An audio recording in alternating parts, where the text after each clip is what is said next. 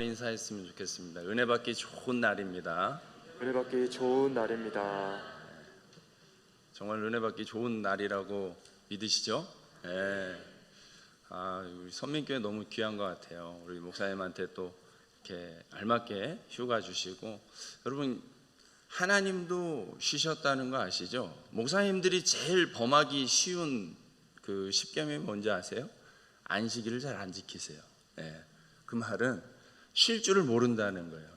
그래서 목사님 이렇게 적당하게 잘 쉬어야지 또 더 건강하게 롱런할 수 있는데, 그런 부분에 대해서 우리 선민교회가 참 이해의 폭이 있는 것 같아서 참 보기 좋습니다. 잠깐 기도하고 말씀 나누겠습니다.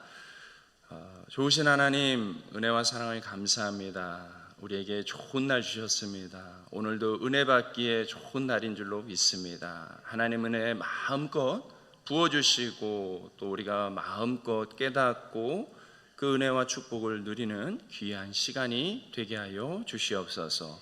종의 입술을 붙잡아 주시고 우리 모든 예배자들의 그 심령을 성령 하나님으로 충만하게 채워 주시옵소서. 감사하고 예수님의 이름으로 기도드렸습니다. 아멘. 오늘 8월 마지막 주입니다. 그죠? 벌써 8월 마지막 주예요. 8월에는 굉장히 중요한 국경일이 있습니다. 무슨 날이죠? 광복절입니다. 광복절. 광복절, 그 광복의 뜻이 무엇일까요? 빛광자, 회복할 복자. 그러니까 광복절이라는 것은 빛이 회복된 날입니다. 그렇죠? 일제강점기 역사 동안에 어둠밖에 없었던 이 대한민국 땅에 빛이 임한 것입니다. 여러분, 중요한 진리가 있어요. 어둠은 왜 존재하냐면 빛이 없기 때문에 존재하는 거예요. 그러니까 실은 어둠이라는 것은 실체가 있는 것이 아니라 그 말은 빛이 없다라는 얘기예요. 그 말을 뒤집으면 빛이 있으면 어둠은 존재할 수가 없다라는 사실이에요. 그래서 빛이 있냐 없냐가 중요하지 어둠이 있냐 없냐는 의미가 없다라는 거예요. 저는 그 광복절 하면 생각나는 영화가 있는데, 여러분 암살이라는 영화 혹시 보셨나요? 1000만 명 넘게 본 영화라서 웬만하면 영화 보시는 분이라면 보셨을 텐데, 그 암살이라는 영화에 굉장히 유명한 배우가 나옵니다. 이정재라는, 오징어 게임으로 완전히 월드스타가 된 이정재라는 배우가 이 암살이라는 영화에도 나왔어요. 근데 거기서 굉장히 그 친일파 역할을 하게 되는데 유명한 대사를 남깁니다. 거기서 이제 다른 배우가 그렇게 친일파 이정재를 향해서 묻습니다. 왜 조국을 배신하고 친일파 짓을 했냐고 물으니까 이정재 씨가 이렇게 대답하는 거예요. 몰랐으니까, 해방될 줄 몰랐으니까, 알면 그랬겠나. 성대모사를 좀 해봤습니다. 전혀 안 비슷한 것 같지만 저는 느낌 충만해가지고 그렇습니다. 여러분, 그 당시 친일파들이 왜 있었을까? 왜 친일파하는 사람들이 있었을까? 지금 생각하면 참 이해가 안 되는 것 같지만, 여러분 당시에는 많은 사람들이 그 친일파의 강력한 유혹, 그 힘에 굴복하고 말았던 거예요. 그렇게 생각했던 거예요. 이정재 씨의 대사처럼 몰랐어요. 회복될 줄 몰랐어요. 알면 그랬겠냐는 거죠. 광복절이라는 것이 찾아올 줄 알면 그랬겠냐는 거예요. 그 말은 그들의 마음이 사로잡혔다는 거죠. 무엇으로요? 어둠으로, 절망으로. 다시는 안 될 거야, 다시는 회복되지 않을 거야, 이런 절망에 사로잡혔기 때문에 어둠의 세력과 타협하고 굴복하는, 배신하는 그런 삶을 살았던 것입니다. 하지만 역사는 분명하게 우리에게 말씀하고 있습니다. 1945년 8월 15일 광복절이 존재합니다. 그 말은 반드시 이 빛은 회복된다라는 진리를 우리는 우리 역사를 통해서 분명히 깨달을 수 있다라는 사실이에요. 여러분, 빛이 회복되면 어둠은 반드시 물러갈 줄로 믿습니다. 여러분, 성도의 삶이 이 진리를 그대로 반영하고 있어요. 여러분, 성도는 누굽니까? 여러분은 누구냐는 거예요. 여러분은 어떤 인생이냐는 거죠. 우리는 뭐 여러 가지로 정의를 내릴 수 있지만 성도의 삶이라는 것은 어둠 가운데 살아가고 있지만 어둠에 지배당하지 않고 빛과 같은 존재로 살아가는 것이 바로 성도인 줄로 믿습니다. 우리의 인생이 그래요.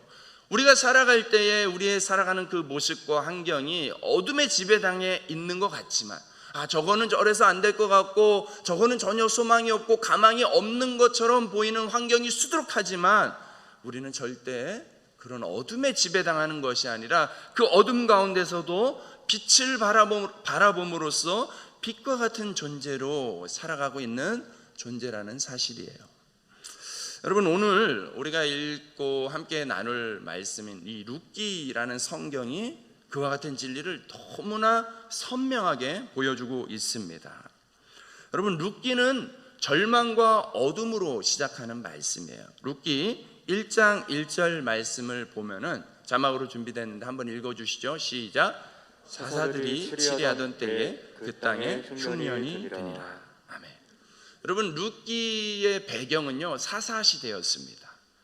사사들이 치리하는 시대. 여러분, 사사시대의 시대적인 특성을 그 사사기에서는 그렇게 소개를 해요. 사람들이 각기 자기의 소견에 옳은 대로 행했던 시대. 각기 자기의 소견에 옳은 대로. 그 말은 무엇이냐면 하나님이 존재하지 않는, 하나님이 존재하지 않았다는 것이 아니라 하나님의 권위, 하나님의 말씀이 없었던, 하나님의 빛을 받지 못했던 어둠의 시대였다라는 것입니다. 소망이라고는 도저히 찾아볼 수 없었던 이 영적인 암흑 시대. 근데 그 시대에 무엇까지 더해졌다고요? 흉년까지 더해졌다고 이야기합니다. 여러분, 구약 성경에서 땅을 굉장히 중요하게 이야기합니다. 여러분, 오늘날 이야기하는 부동산적인 개념의 땅이 아니에요. 물론 실체적인 땅이기도 하지만 이 땅은 반드시 그 영적인 상태를 같이 담고 있습니다. 여러분, 이 성경의 땅은 축복의 땅이어야 됩니다. 왜냐하면 하나님의 통치가 임하는 땅이어야 되기 때문이죠. 그런데 그 땅의 상태가 지금 어떻다고요? 흉년이 들었다는 것입니다. 영적으로 축복받아야 하는 그곳이 영적으로 어둠이 임했다는 것을 보여주고 있는 시대적인 배경을 설명하고 있습니다. 여러분, 더군다나 이 룻기의 배경이 되는 도시는 베들레헴이라는 도시예요. 여러분, 베들레헴은 원어적인 의미로는요 빵집이라는 의미를 가지고 있어요. 빵집. 근데 여러분, 흉년이 들었대요. 먹을 것이 없는 흉년이 들었대요. 뭐예요? 빵집에 뭐가 없다고요? 빵이 없어요. 빵집에 빵이 없는, 마치 예배가 가득해야 되는 교회에 예배가 사라진 듯한, 여러분 생각만 해도 너무나 비참하고 우울하지 않습니까? 그런 시대예요. 한마디로 이 룻기의 배경이 되는 이 사사시대는 그런 시대였습니다. 영적으로든 육적으로든 흉년이 되어버린 이 기가 막힌 시대입니다. 엘리멜렉 가정은 이런 흉년 때문에 유다 베들레헴 이 약속의 땅에서 버티지를 못하고 떠납니다. 떠나서 모압이라는 곳으로 갔습니다. 여러분, 그러나 모압과 이스라엘은 마치 한국과 일본의 관계처럼 가깝고도 먼 그런 관계였어요. 신명기 23장에 보면은 모압 사람은 여호와의 총회에 영원히 들어오지 못한다라는 금지령이 내려질 정도로 이 모압은요 성경에서 아주 저주받은 지역입니다. 그런데 지금 이 엘리멜렉이라는 이 가정이 그 모압으로 이주했다는 거예요. 그 말은 다르게 해석을 해본다면은 하나님의 뜻 안에 머물러야 되는 하나님의 백성이 머물러야 되는, 마땅히 머물러야 되는 그곳에서 얼마나 멀리 떨어져 버렸는지, 얼마나 멀어졌는지를 보여주는 모습이기도 합니다. 이 엘리멜렉은 아내 나오미와 또 두 아들 말론과 기럨이라는 두 아들을 데리고 네 식구가 떠났습니다. 떠날 때의 특징 중에 하나가 1장 21절에 나오는데 풍족하게 나갔습니다. 그러니까는 흉년의 그 어려운 시기에 풍족하게 나갔다. 얼마나 풍족하게 나갔을까 싶지만은 그렇게 기록을 하고 있다는 건 뭐예요? 이 엘리멜렉이 모든 재산을 다 팔았다는 거예요. 모든 재산을 다 팔아서 자기가 할 수 있는 모든 것을 다 쏟아붓고 동원해서 떠났다는 그런 상황을 또 묘사해 주는 것이기도 하겠죠. 마치 흉년과 같은 인생의 어려운 시기가 찾아오잖아요, 살다 보면. 근데 그때에 하나님이 아닌 내 힘으로 굉장히 발버둥치고 있는, 내 힘으로 어떻게든 해결해 보겠다고 몸부림치는 그 모습을 특징지어서 보여주고 있는 모습인 것 같아요. 그런데 문제는 뭐냐면, 그러면 그럴수록 문제가 해결되기보다는 또 다른 더 큰 어려움, 더 감당하기 어려운 시련을 맞닥뜨리게 된다는 거예요. 엘리멜렉 가정이 그랬어요. 시련은 이 흉년에서 그치지 않았습니다. 결국 모압으로 이주한 지 10년 만에 두 아들마저 잃어버리게 됩니다. 이제는 나오미의 입장에서 이 룻기 2장이 전개되고 있는데, 나오미 입장에서 봤을 때 남편도 죽습니다. 두 아들도 죽습니다. 이제 남은 것은 나오미 자신과 이방인 며느리 룻과 오르바라는 이 여자들만 남았어요.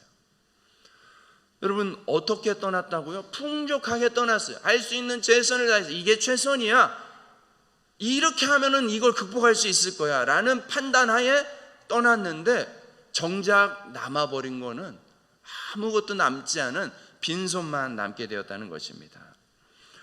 여러분, 당시의 사회, 오늘날도 그렇지만은, 오늘날도 뭐 만만한 것이 아니지만은, 당시 중동의 그 고대 사회에서 여자의 신분으로 살아간다는 것은 사회적으로 거의 불가능했습니다. 더군다나 나오미는 유대인, 며느리들은 모압녀예요. 서로 같은 민족이 아니에요. 혈통도 달라요. 그런데 지금 이곳은 외국 땅, 모압 땅이에요. 이방인 여자로서는 도저히 살아갈 수 있는 길이 보이지 않는, 살 소망이 전혀 없어 보이는, 정말 하루도 버티기 어려운 것 같은 절망의 벼랑 끝으로 내몰려 있는 나오미의 처지를 룻기 2장에서 또 보여주고 있습니다. 여러분, 우리가 말씀을 이렇게 읽을 때에 그 역사적인 사실의 말씀인데, 그 말씀이 그러면 도대체 내 삶에는 무슨 연관이 있을까를 한번 질문해 보는 것이 중요합니다. 사랑하는 여러분, 여러분이라면 이런 절망의 때에 무엇을 할 수 있다고 여겨집니까? 할 수 있는 거 다 했어요. 내 힘으로 할 수 있는 거 다 했고, 도저히 이제는 더 이상 그 어떤 것도 통하지 않을 것 같고, 할 수 있는 게 아무것도 없는 것 같아요. 여러분이라면 내 힘으로 할 수 있는 게 아무것도 없을 때 여러분이라면 어떻게 하시겠습니까? 여러분, 결론부터 말씀을 드리자면, 오늘 나오미의 가정은 그렇게 역사 속으로 사라지지가 않았습니다. 끝나지 않았다는 거예요. 우리가 볼 때는, 사람들이 볼 때는, 야, 이제 끝났네, 저 집안 이제 끝났네, 저 인생 이제 끝났네 라고 여겨지지만, 성경은 그렇게 말하지 않습니다. 나오미의 가정은 끝나지 않고, 오히려 절망 가득했던 나오미의 가정을 통해서 다윗 왕족이 세워집니다. 다윗왕 가문이 세워지는 거예요. 이스라엘 역사상 최고의 왕국이 세워지는 것입니다. 여러분, 어떻게 전혀 소망 없는 가정, 이제 내일 하루도 확신할 수 없는 가정이 이스라엘 최고의 왕족, 가문을 이룰 수 있었을까요? 여러분, 그 비결을 찾아보는 것이 오늘 말씀의 주제인 거예요. 여러분, 그 비결은요, 다른 게 아니에요. 그 비결은 절망, 우리 눈에는 끝이다, 이제는 망했구나, 여기까지구나 라고 여겨지는 그 절망, 그 절망보다 더 큰 하나님의 은혜가 있었기 때문에 가능한 줄로 믿습니다. 여러분, 그래서 한번 따라해 보시겠습니다. 절망보다 큰 것이 바로 하나님의 은혜입니다. 절망보다 큰 것이 바로 하나님의 은혜입니다. 절망보다 큰 것이 하나님의 은혜예요. 그래서 하나님의 은혜는 절망보다 더 크다. 여러분, 하나님의 은혜가 우리가 마주한 그 어떤 종류의, 어떤 크기의 절망보다도 더 크다라는 사실, 오늘 이 시간에 우리의 심령 속에 분명하게 새길 수 있기를 주님의 이름으로 축복합니다. 여러분, 왜 은혜가 절망보다 더 크다고 말할 수 있냐면 첫 번째 이유입니다. 바로 하나님이 일하시기 때문입니다. 여러분, 하나님 은혜가 절망보다 크다라고 말할 수 있는 첫 번째 이유, 분명한 이유, 하나님이 일하시기 때문입니다. 하나님 일하시는 분이세요. 하나님 쉴 때도 잘 쉬시지만 일할 때 분명하게 일하시는 분이세요. 여러분, 룻기 1장 20절 21절 말씀을 한번 읽어드리겠습니다. 나를 나옴이라 부르지 말고 나를 마라라 부르라. 이는 전능자가 나를 심히 괴롭게 하셨음이니라. 내가 풍족하게 나갔더니 여호와께서 내게 비어 돌아오게 하셨느니라. 아멘. 여러분, 나오미가 고백하고 있어요. 나오미가 돌아와서 고백을 하는데 여호와께서 나를 빈손되게 하셔서 돌아오게 하셨다. 여러분, 자기가 돌아온 것 같은데 이 나오미의 신앙적인 고백은 누구를 주어로 칭하고 있습니까? 여호와가 돌아오게 하셨다는 것입니다. 여기서 돌아오다라는 이 단어는 히브리어로 슈브라는 단어예요. 슈브.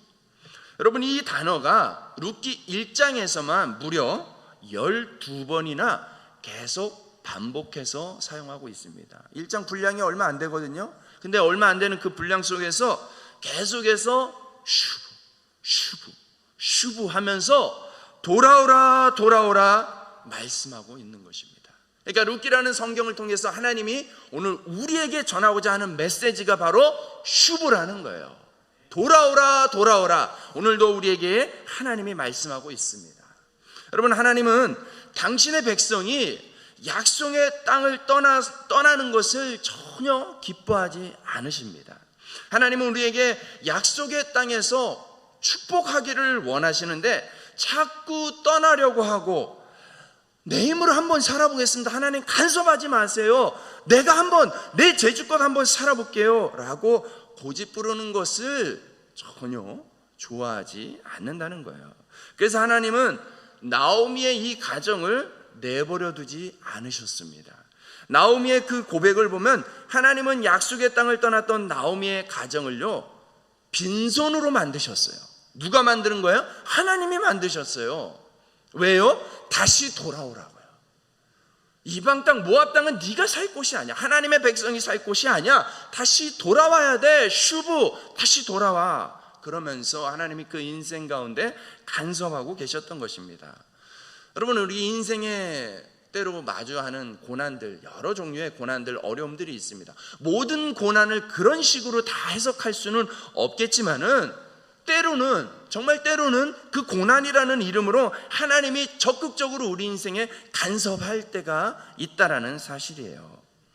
여러분, 누가복음 15장에 보면은 아버지를 떠났던 탕자의 이야기가 소개되고 있습니다. 여러분, 재물에 눈이 멀어서 아버지의 품을 떠났던 아들은 재산을 탕진하고 흉년을 만나서, 여러분, 되헐리 마을 근처 초입에 이르렀을 때 아직 멀리 있어서 그 누구도 저 사람이 누구지? 사람인가? 이렇게조차 분간할 수 없는 실루엣 정도만 보이는 그러한 상황 속에서 가장 먼저 알아보고 달려가는 한 노인네가 있습니다.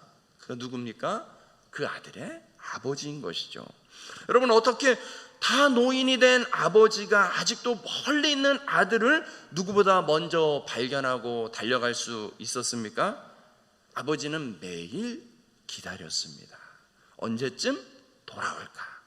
걱정하며 늘 마을 입구를 바라봤던 것이죠. 비가 오나 눈이 오나 평일이나 휴일이나 기다리고 있었기 때문에 누구보다 빨리 발견할 수 있었고 누구보다 빨리 알아볼 수 있었던 거예요. 여러분, 그 탕자 이야기를 통해서 들려주시고자 하는 예수님의 말씀의 핵심이 무엇냐면 아버지의 마음이라는 거예요. 하나님 아버지의 우리를 향한 마음, 너희가 비록 탕자랄지라도, 아니면 탕자의 큰 형 같은 그런 존재라 할지라도 그 두 아들 모두 아버지를 때로는 거부하고 반항하고 그랬던 아들이라 할지라도 아버지의 마음은 변함없어요. 돌아오라, 돌아오라 말씀하고 있는 것입니다. 그러므로 사랑하는 성도 여러분, 혹시 여러분의 삶이 약속의 땅을 떠나 있지는 않은지 한번 영적인 눈을 열어서 오늘 우리의 인생을, 여러분의 인생을 한번 살펴보시기 바랍니다. 하나님의 품을 떠나서 가서는 안 되는 땅, 해서는 안 되는 그 행동을, 삶을 살고 있지는 않은지, 모압 땅에 있지는 않은지, 풍족히 떠났다고 생각했던 그 손이 이미 빈손이 되어 있지는 않은지 여러분 한번 돌이켜 보시기 바랍니다. 하지만 여러분 기억하십시오. 빈손이 되었다 하더라도 걱정하지 마십시오. 괜찮습니다. 하나님이 빈손 만드셨다면 그것은 오히려 큰 축복이고 하나님의 일하심인 줄로 믿습니다. 하나님은 여러분이 모압 땅에서 고집 부리면서 버티기보다는 약속의 땅으로 돌아오기를 원하시기 때문에 그렇습니다. 그래서 때로는 하나님도 너무나 가슴 아프지만 여러분을 빈손으로 만들면서까지 돌아오도록 하나님이 오늘도 일하고 계신 줄로 믿습니다. 여러분, 하나님이 어떻게 일하실까 조금만 더 살펴보자면, 여러분, 나오미는 혼자 오지 않고 며느리 룻과 함께 베들레헴에 돌아왔습니다. 나오미와 룻은 당장 먹을 것부터 해결을 해야 됐어요.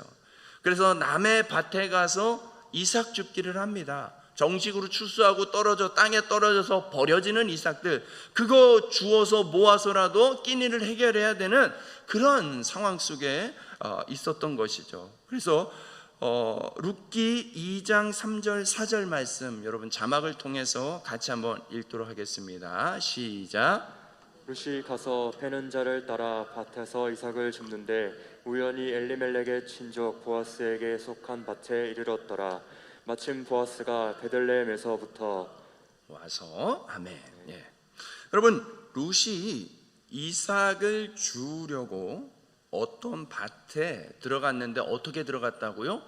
우연히 들어갔습니다. 우연히. 그 밭이 누구 밭인지도 몰랐습니다. 우연히 들어갔는데 그 밭이 마침 엘리멜렉의 친족, 자기 시아버지의 가까운 친척인 보아스의 밭이었다는 거예요. 그런데 또 희한하게도 룻이 이삭을 주우러 들어간 그 밭에 들어갔을 그때에 마침 평소에 늘 있었던 사람이 아니라 그때 마침 보아스도 자기 밭으로 온 거예요. 평소에는 일꾼들만 나가서 일하면 되는데 그 밭의 주인인 보아스도 그때 마침 그 밭을 찾았다는 것입니다. 여러분, 무엇을 얘기하고 있는지 아세요? 룻과 보아스가 운명적으로 만나는 장면인데 그 운명적으로 만나는 장면을 두 단어로 그 특징을 소개하고 있어요. 우연히와 마침. 우연히와 마침이라는 거예요. 여러분, 우연이라는 게 뭐예요? 우연이라는 것은 우리가 계획하지 않았던 일이 일어났을 때 우연히 일어났네? 어쩌다 일어났네? 이렇게 이야기하죠.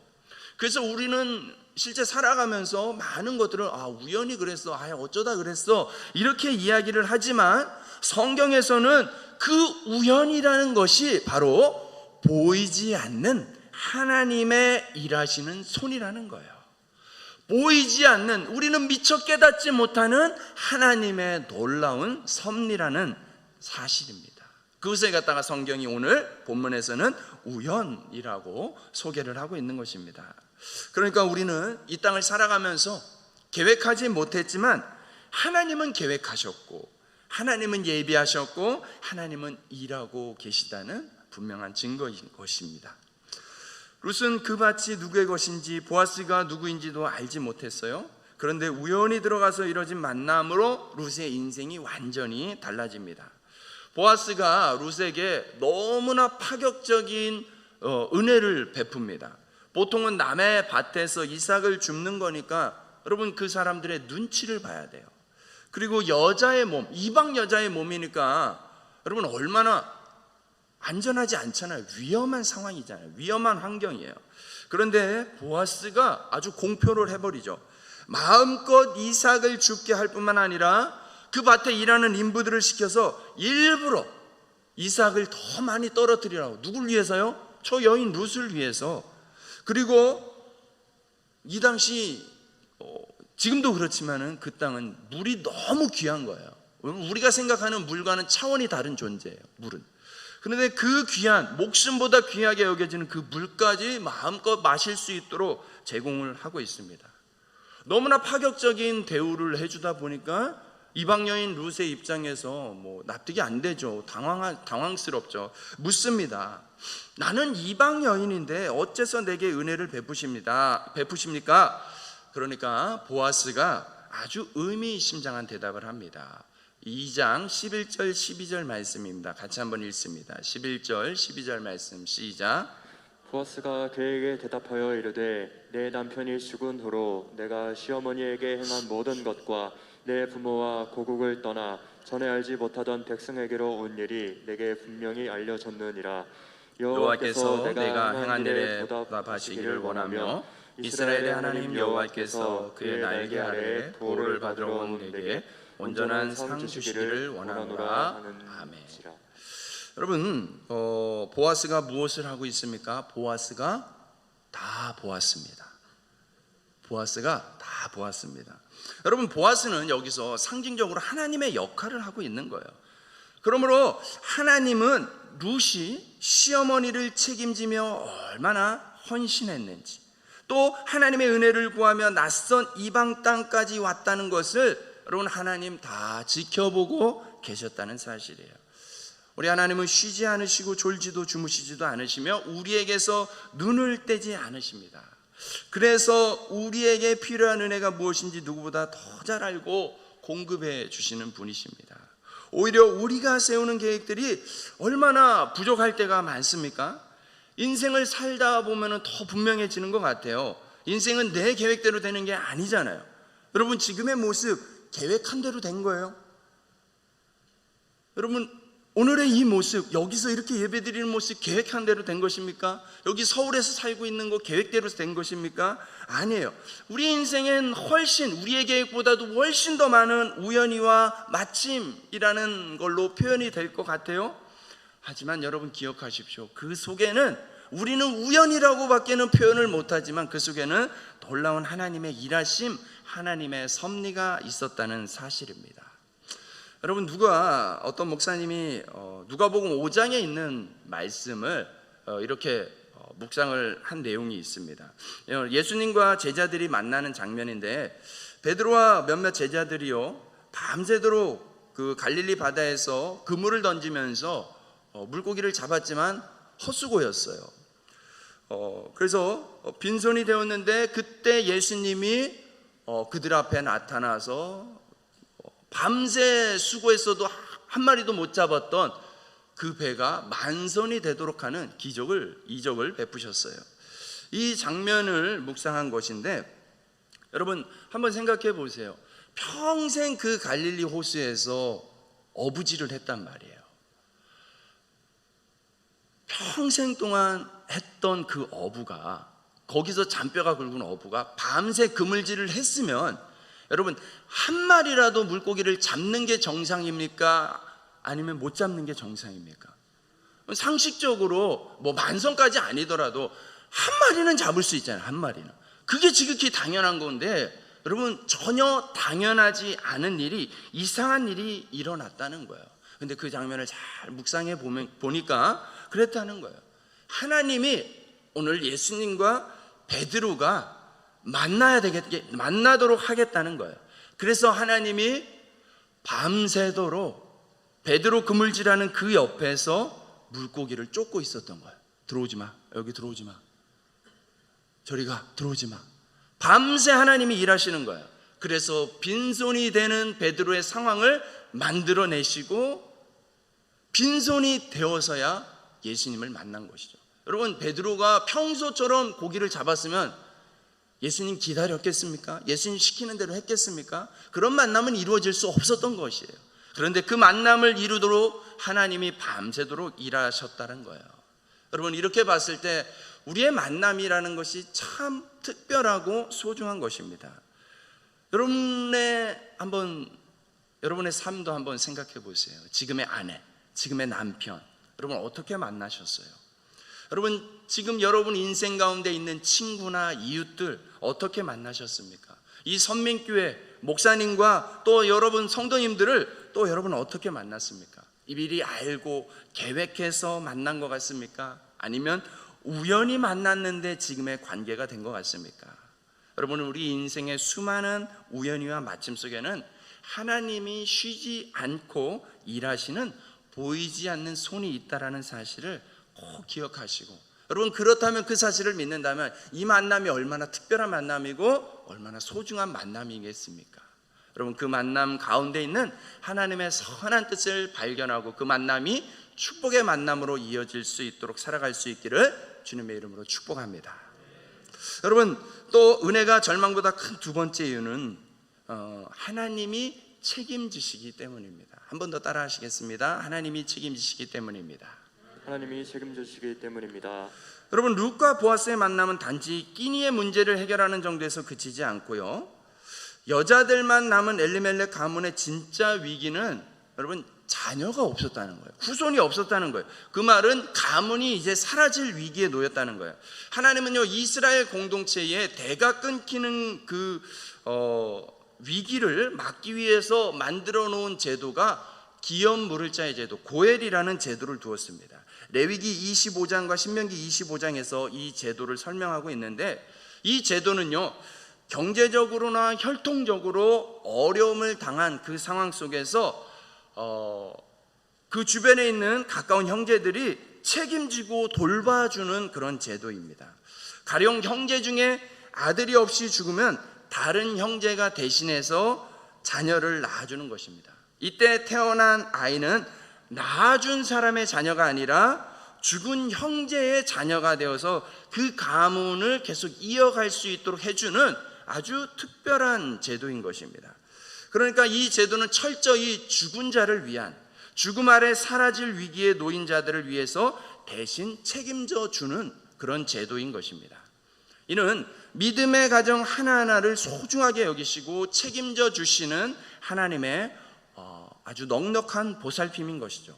그러므로 하나님 나라의 백성에게 기업 물음의 제도는 마땅히 해야 할 책임입니다. 대가를 지불하고 손해를 보더라도 마땅히 해야 되는 것이 이 기업 물음의 제도인 것입니다. 하나님은 이 보아스를 통해서 엘리멜렉 가문의 기업을 물으는 책임을 져주고 있습니다. 여러분 이 제도가 원래부터 있었지만 실은 이 제도가 그렇게 잘 지켜지지 않았습니다. 이스라엘 사회에서. 왜 그랬을까요? 많은 손해가 따르기 때문에 그렇습니다. 여러분 아이만 낳게 해주는 게 전부가 아니에요. 여러분 아이가 태어났으면 뭐가 필요합니까? 양육이 필요하잖아요. 돌봄이 필요하잖아요. 그 가운데는요 많은 관심과 사랑뿐만 아니라 실질적으로 물질이, 돈이 필요한 거예요. 양육도 책임져야 되고요, 또 아이가 커서 독립할 때에는요 재산도 떼줘야 돼요. 그 아이한테. 여러분 그 집안이 잃어버린 재산, 땅이 있다면은요 그 기업 물을 자가 대신 돈을 내고선 그 땅을 사서 그 가문에 다시 돌려줘야 되는 거예요. 그러니까 여러분 이 기업 물음의 제도를 순종한다는 것은 어마어마한 재산이, 어마어마한 물질적인 그 희생이 따르는 거예요. 그런데 여러분 여기서 이제 보아스보다 우선권이 있었던, 더 가까운 친족 관계에 있었던 아무개라는 사람이 등장합니다. 여러분 이름이 아무개가 아니에요. 오늘 본문에서 아무개라고 기록하는 것은 의도적으로 그 사람 이름이 있지만 그 사람 성경에 기록할 가치도 없어. 기록할 가치도 없다는 거예요. 그래서 그냥 아무개라고 이름하고 있는 거예요. 왜요? 이 사람은 기업 물음에 대한 그 책임권이 있는, 우선권이 있는 사람인데도 불구하고 처음에는 기업 물으지 했다가 계산을 해보니까 너무 손해가 막심한 거예요. 너무 많은 자기 희생이 필요한 거예요. 나 못하겠다, 포기, 이렇게 해버린 거예요. 이 아무개라는 사람의 특징은 무엇이냐면 하나님 나라 백성의 그 공동체로서 가져야 되는 마땅한 의무와 책임, 이것을 우선하기보다는 나 개인의 손해, 이것이 더 중요했던 것입니다. 그래서 포기했기에 이런 사람은 하나님 나라의 백성으로서 이름을 올릴 가치가 없는 사람이다라는 걸 성경이 오늘 아무개라는 기록으로 우리에게 교훈하고 있는 것입니다. 여러분, 사랑하는 성도 여러분, 이 기업 물음의 제도, 성경에 나오는 이 기업 물음의 제도는요, 오늘날 세상이 우리에게 이야기해주고 있는 삶의 방식, 가치관과 너무나 다른 방식이에요. 여러분, 한번 생각해 보세요. 세상은 더 많이 가져야지 성공이라고 이야기를 하고 있습니다. 남들보다 더 많이 가져야 되고 더 높이 올라가야지 성공이고 그래야지 행복할 거라고 우리에게 가르쳐주고 있습니다. 내 것을 누구에게 뺏기는 것은 멍청한 짓이라고, 오히려 남의 것을 빼앗아오는 것이 이기는 거라고, 그렇게 세상적인 가치관은 이야기하고 있어요. 그런데 성경은 어떻습니까? 오늘 기업 물음의 제도만 살펴보더라도 성경은 여러분 이타적으로 살라고 말씀하고 있는 것입니다. 누군가를 위해서 살라고, 연약한 자, 가난한 자, 고아와 객과 과부를 위해서 살아야 한다고 말씀하고 있는 것입니다. 그들을 위해서 손해보고 희생하는 것이 바로 하나님 나라 백성, 하나님 나라의 가치관이라고 말씀하고 있습니다. 여러분, 하나님 나라의 백성이라면 하나님 나라의 가치관으로 살아가는 것이 마땅한 것이 아니겠습니까? 그래서 여러분, 우리는 실은 굉장히 어려운, 굉장히 힘든 상황을, 시대를 살아가고 있는 거예요. 세상이 요구하는 그 가치관과 다른 가치관을 따라서, 하나님 나라의 가치관을 따라서 살아야 되기 때문에 너무너무 힘든 것입니다. 여러분, 보아스는 아무개와는 대조적으로 손해를 감수하며 책임을 감당했습니다. 여러분, 룻도 마찬가지예요. 룻의 입장에서도 보면 자기 고국을 떠나서 이방인 시어머니, 굳이 따르지 않아도 되는 이방인 시어머니 따라와서 끝까지 봉양하고 헌신하며 책임을 다했습니다. 여러분, 룻과 보아스, 이 두 사람의 공통점이 바로 여기에 있는 거예요. 책임지는 인생을 살았다는 거예요. 여러분, 하나님은 이처럼 손해를 보더라도 책임을 감당했던 룻과 보아스에게 새 생명을 책임져 주셨던 것입니다. 룻기 4장 14절과 17절 말씀입니다. 같이 한 번 더 읽겠습니다. 시작. 여인들이 나오미에게 이르되 찬송할지로다. 여호와께서 오늘 내게 기업 물을 자가 없게 하지 아니하셨도다. 나오미에게 아들이 태어났다 하여 그의 이름을 오벳이라 하였는데 그는 다윗의 아버지인 이새의 아버지였더라. 아멘. 여러분, 여호와께서 기업 물을 자를 이 사라질 엘리멜렉 가문에 주셨어요. 더 이상 자녀를 얻을 수 없는, 여자밖에 남아있지 않아서 더 이상 소망이라고는 찾아볼 수도 없는 이 가정에 하나님이 기업 물을 자를 통하여서 새 생명을 책임져 주신 것입니다. 분명히 룻과 보아스 사이에서 태어난 아이잖아요. 그런데 그 동네의 여인들이 나오미에게 찾아와서 이야기합니다. 나오미의 아들이라고. 나오미의 아들이라고. 여러분, 나오미의 가문은 이미 대가 끊겨서 사라진 상황인데 대가 끊긴 가문의 소유로 새 생명을 주었다는 것입니다. 여러분, 이 아이의 이름을 오벳이라고 기록하고 있고, 이 오벳이 바로 다윗의 할아버지가 되는 것입니다. 그 자녀를 통해서 끊겼던 혈통, 막혔던 혈통이 이어지게 될 뿐만 아니라 이스라엘 최고의 왕인 다윗이 탄생하게 되었다는 것입니다. 또 그 혈통을 통해서 인류를 구원하시는 예수 그리스도가 이 땅에 오신 줄로 믿습니다. 여러분, 그러므로 우리가 믿고 따르는 예수 그리스도는 이 땅에 바로 이 기업 물음이라는 제도를 통해서 오셨어요.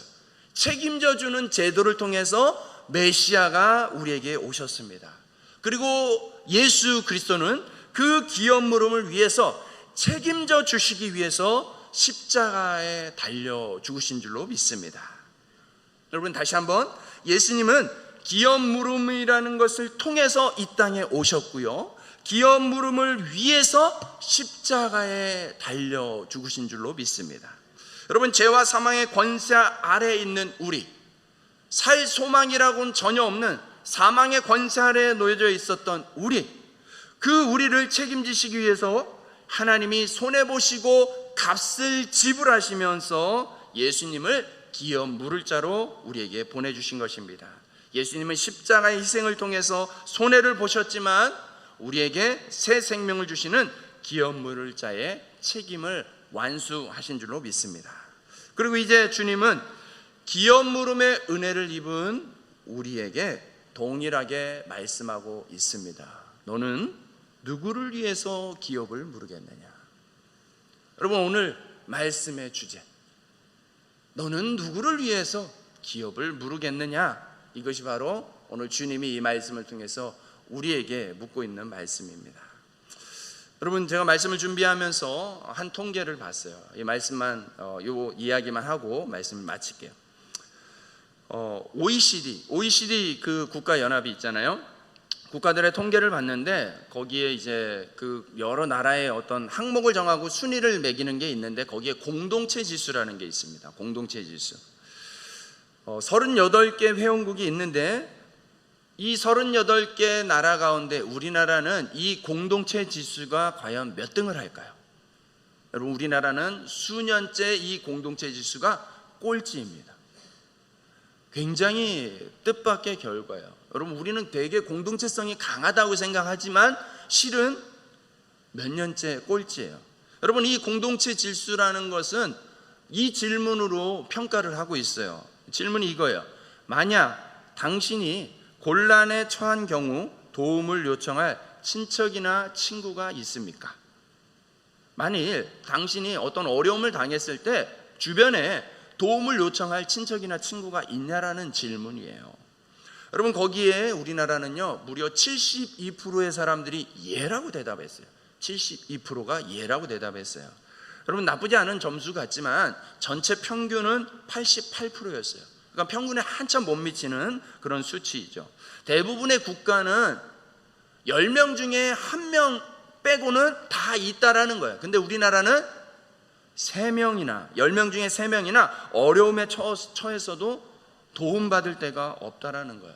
근데 신기하게도 얼마 전에 이 서울에 큰 수해가 났을 때 신림동 반지하에서 3명의 가족이 안타깝게 목숨을 잃는 사고가 있었습니다. 여러분, 지금도 여전히 이 일이 이 통계가 이야기해 주는 것처럼 이 일이 우리 주변에서 일어나고 있다라는 사실을 우리는 절대로 간과해서는 안 됩니다. 하나님 우리에게 묻고 있어요. 너는 기업 물을 자가 누구냐? 여러분, 혹시 이 3명이 우리 주변에 있지는 않을까요? 우리 교회 안에 어떤 성도님은 말 못할 그런 상황과 형편 가운데 있지는 않을까요? 아니면 우리 이 동네, 교회 주변의 동네, 여러분이 살고 있는 이웃, 아니면 친척 중에 그렇게 도움이 필요한데 그 말을 못해서, 도움을 받지 못해서 오늘도 그렇게 힘겨운 삶을 살고 있는 사람이 있지는 않은지 여러분 한번 돌이켜봐야 될 줄로 믿습니다. 이제 말씀을 마치겠습니다. 사랑하는 선민의 성도 여러분, 기억합시다. 하나님의 은혜는 우리의 절망보다 더 크다라는 사실을 기억합시다. 그러므로 절망의 상황 속에 계시다면 내 힘으로만 몸부림치는 것이 아니라 돌아오라는 하나님의 음성을 들을 수 있기를 바랍니다. 지금도 여전히 일하고 계시는 하나님의 은혜가 있다는 사실을 기억하시기 바랍니다. 손해를 보면서도 책임져 주시는 하나님의 은혜가 있다는 사실을 믿을 수 있기를 바랍니다. 더 나아가서 은혜 입은 우리도 누군가의 기업 물을 자가 되어주는 삶을 살아내는 선민의 모든 성도님들 되시길 주님의 이름으로 축복합니다.